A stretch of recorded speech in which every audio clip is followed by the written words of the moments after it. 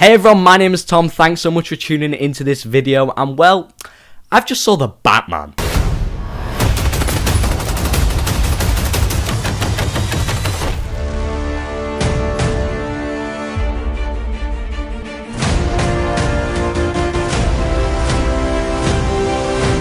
Justice. The answer is justice. And you should too, because the Batman is fantastic. Like, really fantastic. It is a haunting detective thriller that'll have you on the edge of your seat, enthralling in the characters, the moments, the tension. It's seriously that good. Starting off with Matt Reeves, who I believe is a contender for one of the best working directors today. At least in my opinion, he's one of my favourites. I absolutely love his Dawn of the Planet of the Apes movie and its sequel, War for the Planet of the Apes. I think they are some of the best character-driven action movies of the past decade.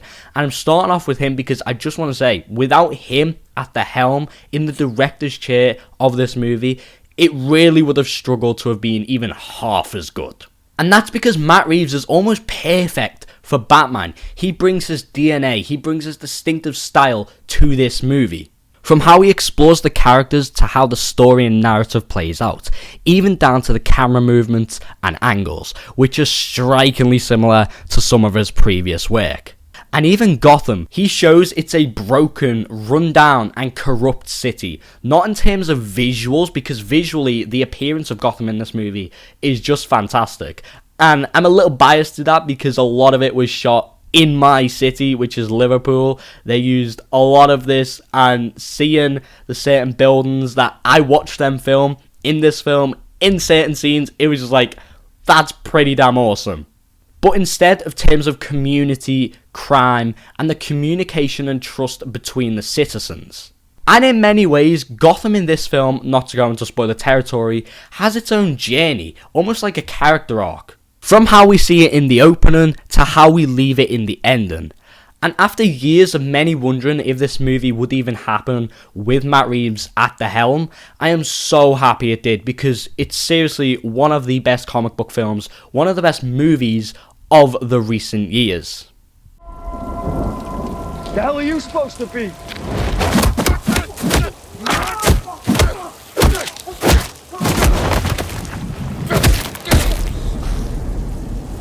I'm vengeance. Getting into the characters of this movie and starting it off with the one we're all waiting for, the title character, the Bat of Gotham, Robert Pattinson's Batman.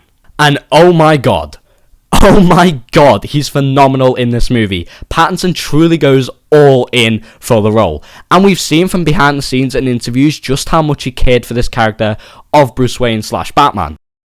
The one that kind of really hit me was Shaman, Batman Shaman, which is like, I think it's from Legends of the Dark Knight. Like in the Chris Nolan movies, it was kind of addressed this like pragmatic way, and it kind of explained pretty well. And I was trying to find a different angle on it. And after you see the film, you'll realise he wasn't lying about any of that. From his Bruce Wayne, who isn't the total billionaire playboy that he's been in other incarnations of the character, like Michael Keaton's, Christian Bale's, or Ben Affleck's, it's very much more clear how isolated and broken this version of Bruce is, even down to the appearance of him. The movie truly takes its time to flesh out the inner demons of Bruce. We see that unlike how some characters see Bruce Wayne in this movie, he isn't the soulless, careless Gotham Prince. And he doesn't see himself like that either. His parents' death really broke this man, and broken he is, because when he's Batman, you can feel from his body language how broke, how rageful, how out of control in so many ways he is. You really do feel every emotion of this character, every footstep, every thought. And that's so much down to Rob's acting, the writing of Bruce and Batman in this movie, the score that goes alongside his scenes. Everything vital to filmmaking is used in this movie to elevate the scenes, to elevate the characters, elevate the message of the scenes. And it all elevates it to a way we've never really seen before. Alongside this is his relationship with Commissioner Gordan, who's easily my personal favourite out of any Batman / Gordan team up. Jeffery Wright crushes this role. So is this the best version of Bruce Wayne we've seen? In a lot of ways, yeah. And if someone were to put him as their favourite Bruce Wayne or Batman, I couldn't fault them at all. You couldn't argue with it, because once you've seen this movie, you really can't blame them for doing so. Personally, for me, I'm still in a little bit of a tug-of-war between Rob's and Ben Affleck's. I've got to do a few more rewatches before I even come close to a solid answer on that. I love the two versions of the characters very much. Their differences, their similarities, all of it. I love them both. I don't know if I can pick just yet which one I like more. In addition to the main man himself, we've got the Riddler, Catwoman, and Penguin, who are all just so good in this movie, it's hard to know who's the better addition out of the bunch. With Zoe Kraviz as Selina Kyle, you're given one of the movie's best characters. She's one of the primary emotional beats of this film, and is featured quite heavily in it and the story. Every scene involving her character turned out to be some of the best moments of the film. I'm really excited to see where they go next.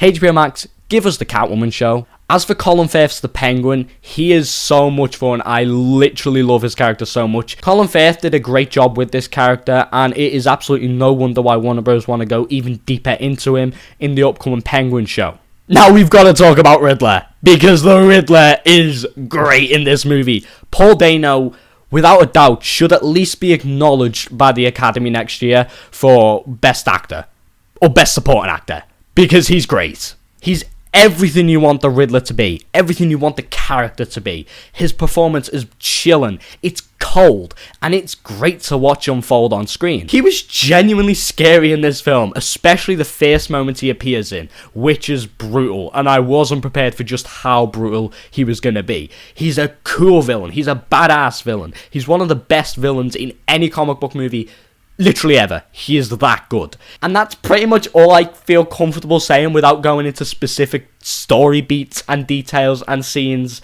which is all spoiler territory, so I'll leave it there. But Paul Dano is amazing. Moving on to some of the additional aspects of the movie, we have to talk about cinematographer Greg Fraser, who recently did Dune, and now he's doing The Batman, and his work in The Batman is easily his best to date. I am sorry if I'm mispronouncing some names in this review. That's on me. I'm not exactly the greatest with names, but I think it's Greg Fraser or Fraser. Either way, I'm sorry in advance.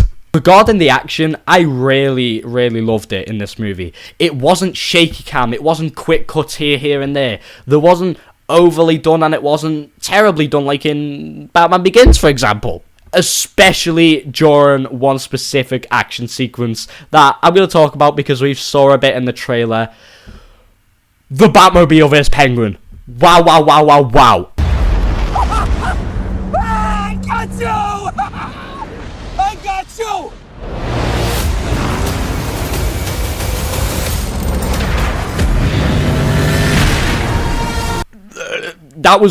It's literally one of the best chase scenes ever.